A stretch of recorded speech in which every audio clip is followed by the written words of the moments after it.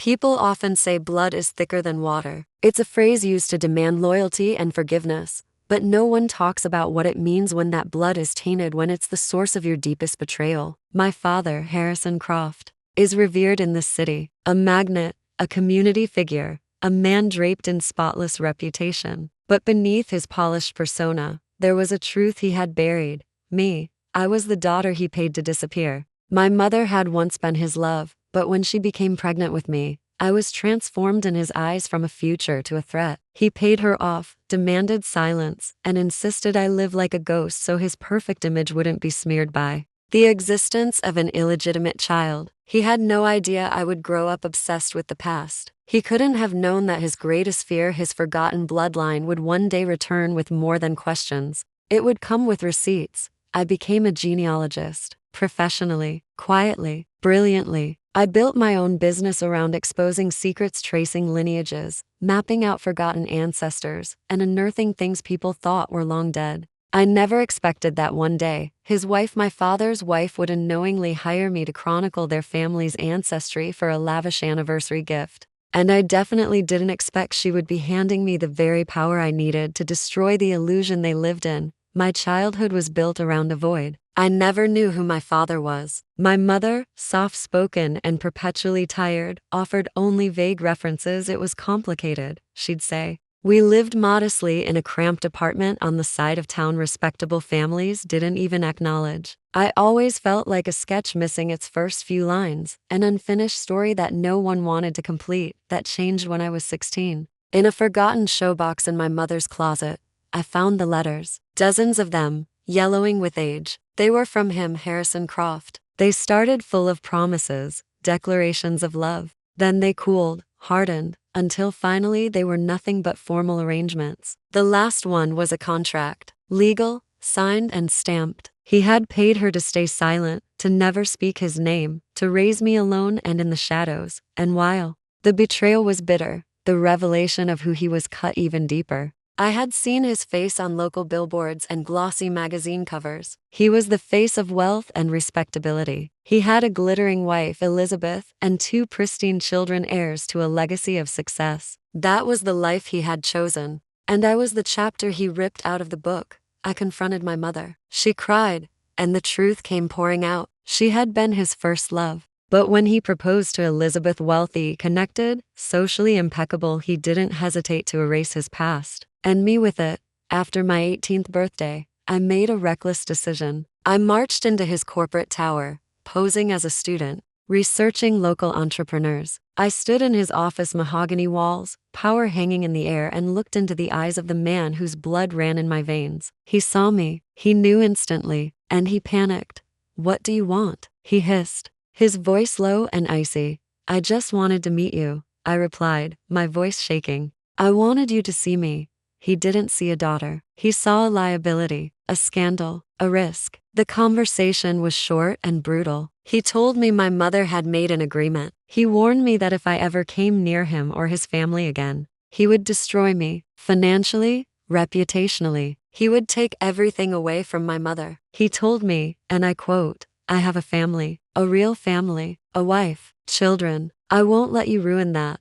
That day, something inside me changed. I walked out of that building not a devastated girl, but a woman forged in silence. I wouldn't seek revenge through headlines or tabloids. That was his world. Mine would be quieter, smarter. I would use the very thing he prized: lineage, history, legacy, to unravel everything he built. I went to college. I studied history, then specialized in archival science. While others saw dusty libraries and census records, I saw opportunity clues, motives, truths buried in time. I became an expert in unearthing the skeletons others had tried to burn. And eventually, I founded my own company, Timelines, a high-end genealogical firm for the rich and secretive. Our selling point? Discretion. I never used my real name with clients. Just Amelia. No last name. No hint of connection. I hired a trusted team, built a reputation, and waited. Because I knew deep down, I knew my father's world would one day need mine. And then it happened. 3 months ago, an inquiry came through the company's website. A woman wanted to commission a detailed, curated family history for her husband's 30th wedding anniversary. She wanted an heirloom, a beautiful book, rich with stories and noble lineage. Her name was Elizabeth Croft. It was her, my father's wife, the woman he chose over my mother, the woman who had no idea she was about to hand their entire family legacy over to the daughter they had erased. I stared at her email for what felt like an hour. Elizabeth Croft, my father's wife, had come to me, requesting the very thing I had built my life around, the truth. Except she didn't know that. She thought she was hiring a respected professional to craft a glowing family narrative for her husband's milestone celebration. She wanted to honor his roots, his story. She had no idea she was inviting the one person who knew precisely where the cracks were in their carefully polished foundation. I assigned the project to myself under my usual pseudonym, the name I use professionally to keep my identity shielded. I submitted a formal proposal and set the price at a premium rate, knowing money wouldn't be an issue for them. Within days, she agreed. Payment was wired. The project was greenlit, and so it began. For the next several weeks, I immersed myself in the very legacy that had rejected me. Boxes of old letters, photographs, certificates, deeds all couriered to my office, courtesy of the woman who had unknowingly taken my place. I pored over their family albums,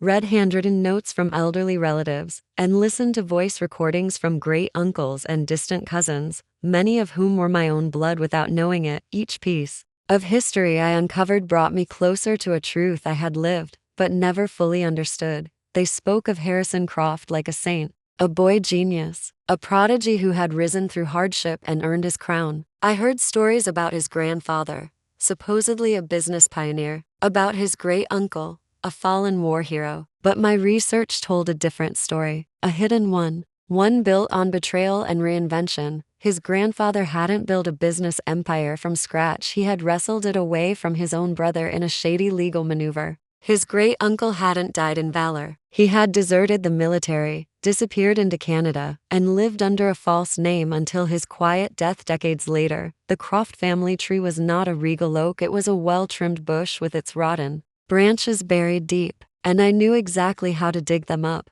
All the while, I maintained the illusion. My emails to Elizabeth were warm and professional. I updated her on progress, even sent her beautiful draft layouts with historical summaries. She was thrilled. She said it was going to be the gift of a lifetime. The more she trusted me, the more freely she handed over the pieces I needed to dismantle the illusion she called her life. At the same time, I began constructing not one, but two books. The first, the one she was paying for, was an artifact of elegance and fantasy. Hand-stitched binding, soft parchment pages, ornate calligraphy for names and dates. I curated anecdotes from Harrison's past, cleaned them of controversy, and wrapped them in flowery language. I painted the picture they wanted, a legacy of strength, courage, honor. A line of noble men and virtuous women leading to the present day. The second book, my version, was an entirely different creation. Plain black leather, no frills, no embellishments, just the raw, unfiltered truth. It included copies of legal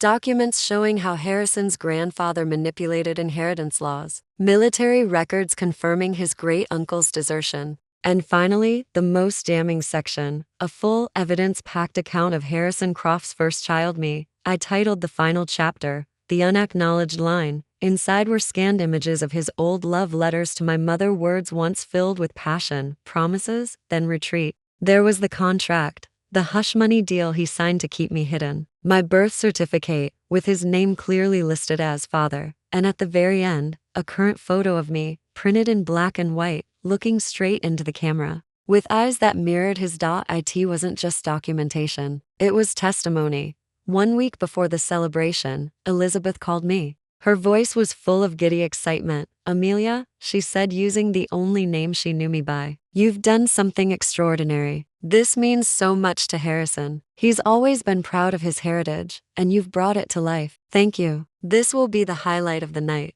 There was a lump in my throat as she spoke, not from guilt, from the sheer poetic irony. I had spent my life outside the gates of their mansion, looking in. And now, she was inviting me through the front door, not as family, but as the professional chronicler of their myth. I was being welcomed into the heart of the empire my absence had helped preserve. She asked me to arrive early on the night of the party to set up a small display, something for the guests to browse before the formal presentation. I agreed, and then I began preparing. The evening of the event arrived, and I stepped onto the estate I had only ever seen from afar. Tall gates opened, and I walked the stone path through manicured gardens into a grand hall lit with chandeliers. Waitstaff floated through the space with trays of champagne.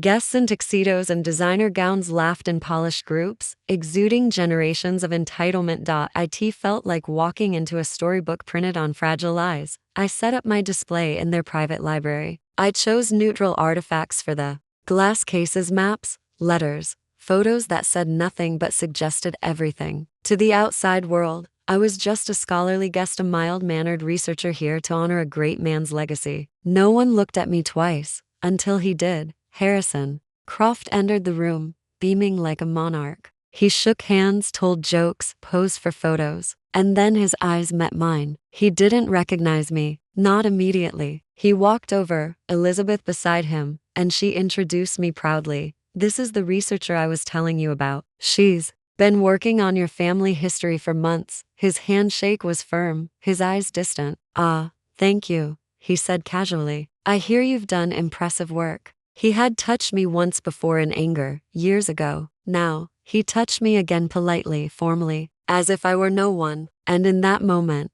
I realized the depth of his arrogance. He didn't even remember the girl who stood in his office, trembling with hope and rage. I was invisible to him. A stranger. It was the cruelest thing he could have done, but it also gave me power, because he had no idea what I was about to reveal. And he had no clue that the walls of his life were about to crack. One quiet word at a time. The room was full of opulence. Crystal chandeliers cast golden light over gleaming floors. The city's elite laughed into glasses of vintage champagne, wrapped in tuxedos and silk gowns. I stood quietly by my historical display, an outsider, disguised as a guest. No one suspected that the woman arranging ancestral portraits in the corner was not just a hired expert but a buried name from the very bloodline they were here to celebrate. When it was time, Elizabeth took the microphone and tapped a silver spoon against her glass. Conversation slowed to silence. All heads turned toward the podium at the front of the hall. As many of you know, she began with the elegance of a woman used to commanding rooms. Family means everything to Harrison. His heritage, his story, it's shaped the man he is. So, for our anniversary, I wanted to give him something lasting. A tribute to the generations that built this legacy. She gestured toward me. This remarkable woman has spent months researching our family. What she's created is beautiful and deeply meaningful. Please welcome her. I walked to the front slowly, feeling the weight of every step. The polished floor echoed beneath my heels. I carried with me 2 books, one clutched in my hand, the other waiting in my bag. One was a lie bound in luxury, the other was the truth, carved in silence. As I stepped behind the podium, the light from the chandeliers made my eyes water, but I didn't flinch. I looked at my father standing in the center of the crowd, a glass of wine in hand, a pleased smile on his face. He thought this was a tribute. He thought the night was his.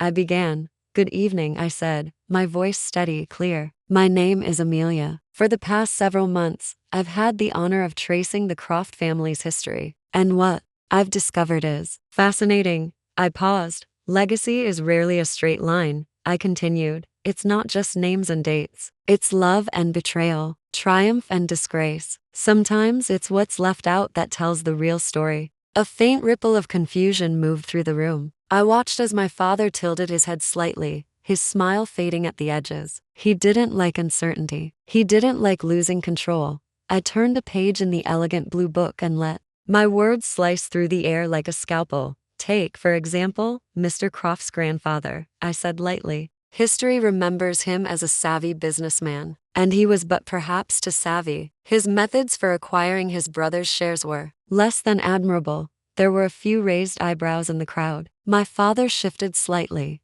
And the great uncle, I went on, supposedly a war hero, except he never died in battle. He vanished, changed his name, started over in another country. A man forgotten because he didn't fit the story.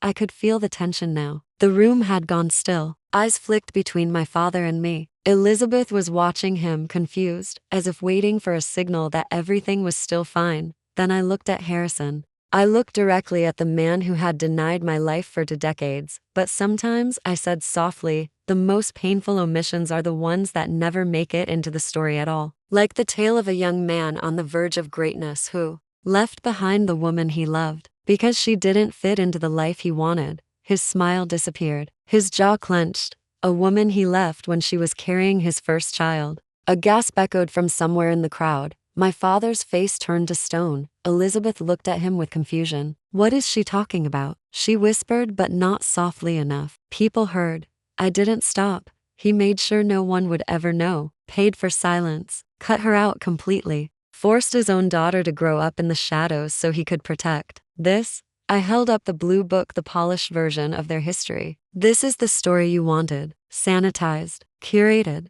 A record of greatness built on half-truths. Then, I reached into my bag, and this, I said, pulling out the black leather book, is the truth. I raised it so everyone could see. It contains every missing branch, every secret, every lie, legal documents, military files, love letters, the settlement agreement, and a birth certificate naming Harrison Croft as the father of a child he's never acknowledged.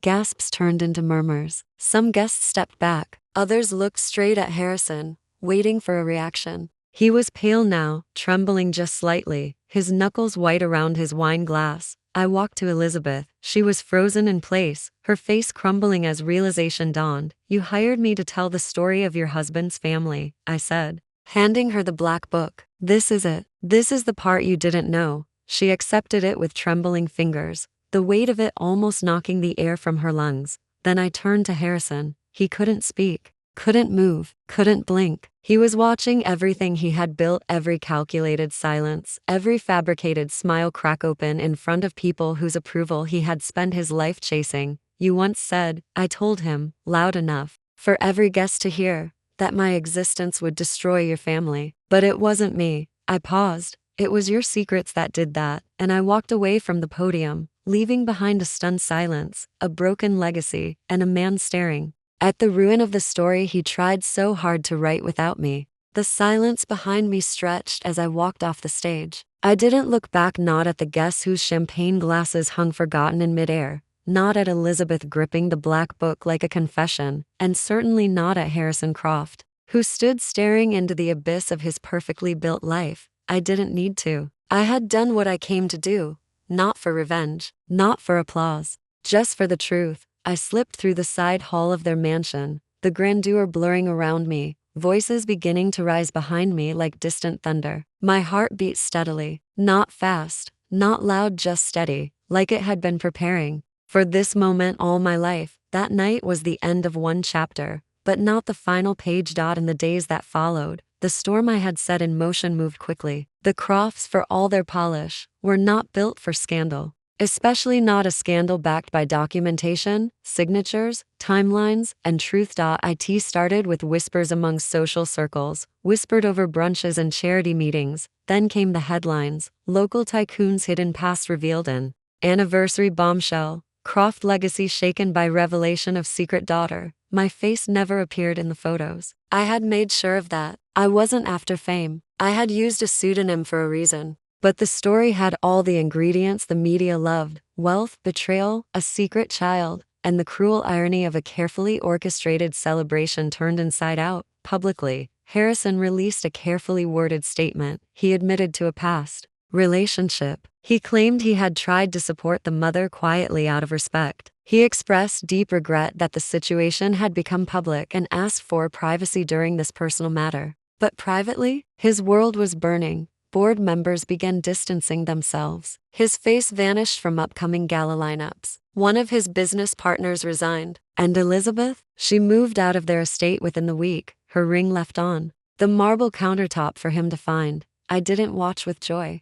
I watched with clarity. This wasn't just about a man who abandoned a child. It was about a system that allowed him to erase me because he had the money and power to do so. But what he hadn't counted on was that child growing into someone capable of writing her own history. I kept the black book in my apartment, on a shelf above my desk, next to my college degrees and the framed photo of my mother. She never saw this moment. She had passed away 2 years before I got the email from Elizabeth, but I felt her with me in every step. I imagined her smile, tired but proud. A woman who had raised a daughter on her own, knowing the world would never recognize what she had sacrificed. I didn't reach out to Harrison again. There was nothing left to say. He had chosen silence. I had chosen voice. A few weeks later, I received a letter in the mail. No return address, but the handwriting was familiar. Inside was a short note, unsigned. You've always been part of the story. I just didn't have the courage to admit